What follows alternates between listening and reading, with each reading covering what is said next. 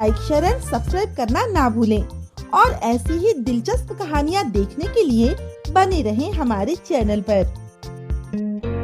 एक रहस्यमय जंगल में जहां जुगनू नाचते थे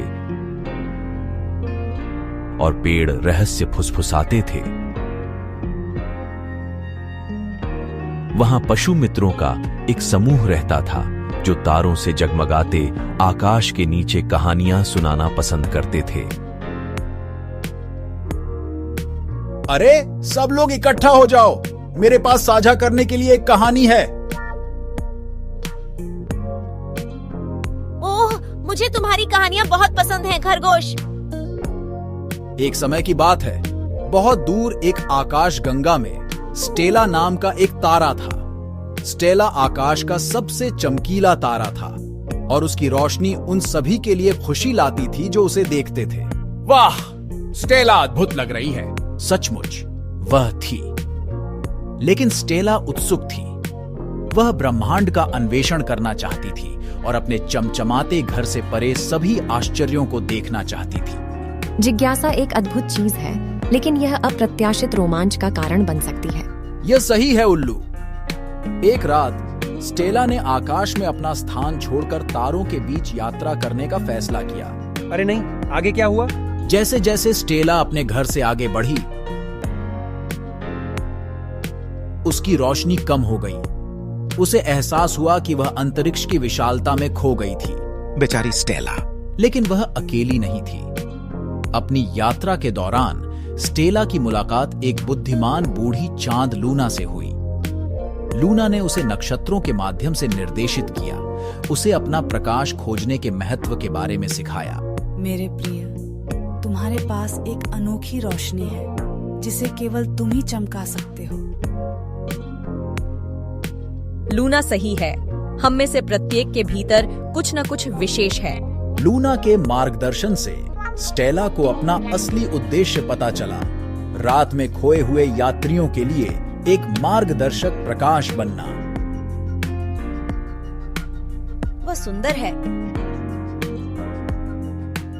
और इसलिए स्टेला आकाश में अपनी जगह पर लौट आई, अब पहले से भी अधिक चमकदार। उसने अपनी विशिष्टता को अपनाया और दूसरों की मदद करने में खुशी महसूस की।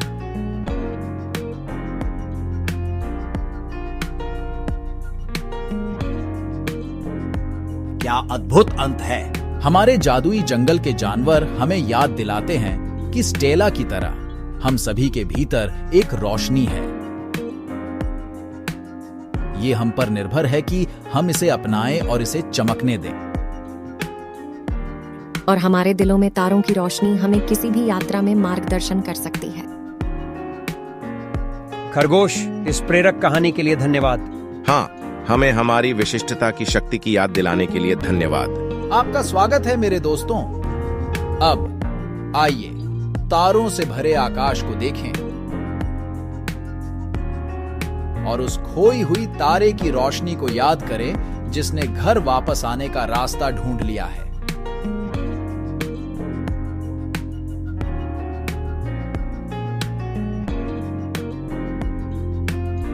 और इस तरह जादुई जंगल के जानवरों ने सीखा कि अपने व्यक्तित्व को अपनाने और अपने आंतरिक प्रकाश को साझा करने से सभी के सबसे खूबसूरत रोमांच हो सकते हैं। और उस रात के बाद से वे तारों से जगमगाते आकाश के नीचे कहानियां सुनाते रहे और स्टेला की यात्रा के ज्ञान को आने वाली पीढ़ियों तक पहुंचाते रहे। बंदर और खरगोश। एक बड़े से जंगल में एक बंदर और एक खरगोश बड़े प्यार से रहते थे।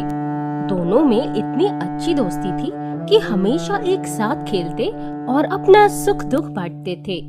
एक दिन खेलते खेलते बंदर ने कहा, मित्र खरगोश, आज कोई नया खेल खेलते हैं। खरगोश ने पूछा, बताओ कौन सा खेल खेलने का मन है तुम्हारा?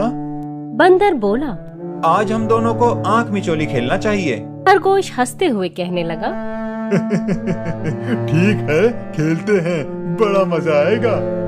दोनों ये खेल शुरू करने ही वाले थे कि तभी उन्होंने देखा कि जंगल के सारे पशु पक्षी इधर उधर भाग रहे हैं।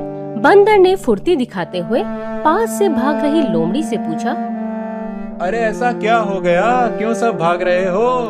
लोमड़ी ने जवाब दिया, एक शिकारी जंगल में आया है, इसलिए हम सब अपनी जान बचाकर भाग रहे हैं। तुम भी जल्दी भागो, वरना वह तुम्हें पकड़ लेगा। इतना बोलकर लोमड़ी तेजी से वहाँ से भाग गई। शिकारी की बात सुनते ही बंदर और खरगोश भी डरकर भागने लगे। भागते भागते दोनों उस जंगल से काफी दूर निकल आए।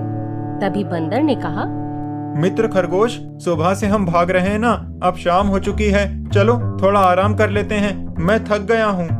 खरगोश बोला, हाँ थकानी नहीं, प्यास भी बहुत लगी है, थोड़ा पानी पी लेते हैं, फिर आराम करेंगे। बंदर ने कहा, प्यास तो मुझे भी लगी है, चलो पानी ढूंढते हैं। दोनों साथ में पानी ढूंढने के लिए निकले।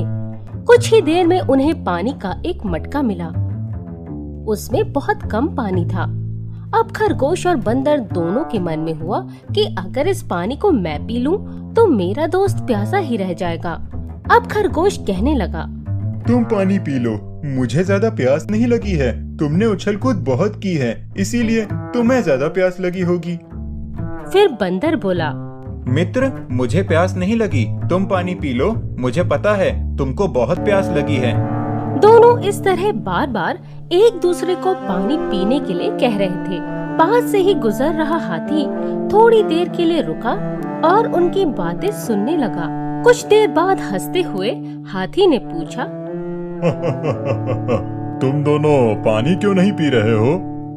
खरगोश ने कहा, देखो ना हाथी भाई, मेरे दोस्त को प्यास लगी है, लेकिन वो पानी ही नहीं पी रहा। बंदर बोला, नहीं नहीं भाई, खरगोश झूठ बोल रहा है, मुझे प्यास नहीं लगी है, इसको प्यास लगी है, लेकिन ये मुझे पानी पिलाने की जिद कर रहा है। हाथी ये दृश्य देखकर बोलने लगा, तुम दोनों की दोस्ती बहुत गहरी है, हर किसी के लिए ये एक मिसाल है। तुम दोनों ही इस पानी को क्यों नहीं पी लेते हो? इस पानी को आधा आधा करके तुम दोनों ही पी सकते हो। खरगोश और बंदर दोनों को हाथी का सुझाव अच्छा लगा। उन्होंने आधा आधा करके पानी पी लिया और फिर थकान मिटाने के लिए आराम करने लगे। कहानी से सीख, सच्चे दोस्त हमेशा एक दूसरे का ख्याल रखते हैं। सच्ची दोस्ती में स्वार्थ की कोई जगह नहीं होती।